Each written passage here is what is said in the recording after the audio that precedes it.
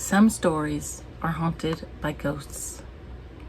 Others are haunted by hunger, by injustice, by grief that presses on the human heart until it must either soften into compassion or harden into bitterness.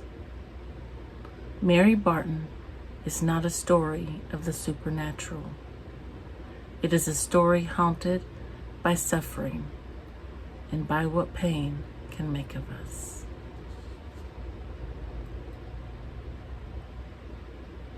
Elizabeth Gaskell wrote Mary Barton to give voice to the working poor of industrial England, families shaped by illness, unemployment, and loss. But this novel is not a political argument. It is something far more intimate. Gaskell brings suffering into kitchens and bedrooms, into ordinary lives, where grief is not dramatic, it is daily. She invites us to see how hardship shapes the soul, not just the circumstances. In the world of Mary Barton, children are lost to illness. Men are broken by unemployment, and hope feels constantly fragile. Gaskell does not look away from this pain. She shows how easily sorrow can turn into anger, and anger into resentment. This is a novel that understands suffering, but also dares to ask, what suffering will make of us if it is left unattended? One of the novel's most difficult truths is the way grief reshapes the human heart. Loss accumulates. Disappointment deepens. And slowly, sorrow begins to harden into bitterness. Gaskell does not condemn this process. She understands it. But she also shows how dangerous it becomes when grief is allowed to rule the soul. Mary Barton asks a quiet but piercing question. When does suffering stop being something we endure and become something that changes who we are? Mary herself responds to suffering differently. She feels fear. She experiences loss. She struggles with confusion and regret. But she does not allow hardship to extinguish compassion. Gaskell gives us a heroine whose strength lies not in rebellion, but in perseverance, honesty, and love. Mary's endurance is not passive. It is morally active.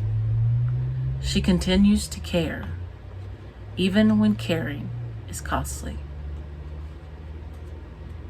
One of the most powerful moments in Mary Barton is the way Gaskell brings grief into the light.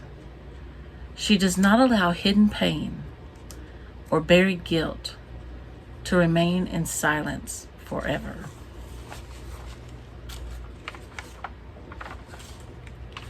The novel insists that truth must be spoken, not to shame, but to heal. Gaskell presents confession not as the end of hope, but as the beginning of mercy. Forgiveness in this story is not easy. It is costly. It requires humility, courage, and compassion. But it is shown as the only path that prevents sorrow from becoming something darker and more destructive. What makes Mary Barton so remarkable is that it refuses easy answers. Poverty does not vanish. Loss is not undone. The world does not suddenly become just. And yet Gaskell offers something radical.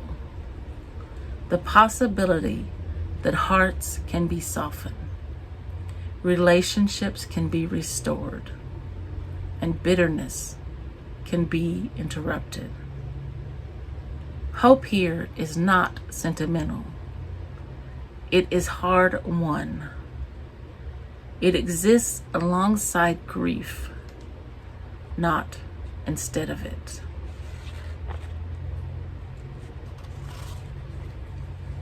Mary Barton reminds us that the most dangerous hauntings are not those that frighten us in the dark, but those that take root in grief, silence, and resentment. Gaskell asks us to consider what suffering is shaping within us, and whether we will allow pain to harden our hearts or deepen our mercy. This novel leaves us with a quiet truth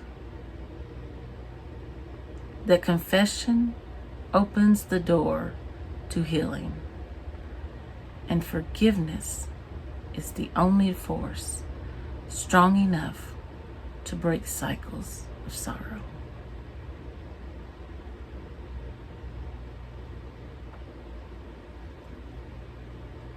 Each story leaves a trace, sometimes as warning, sometimes as invitation.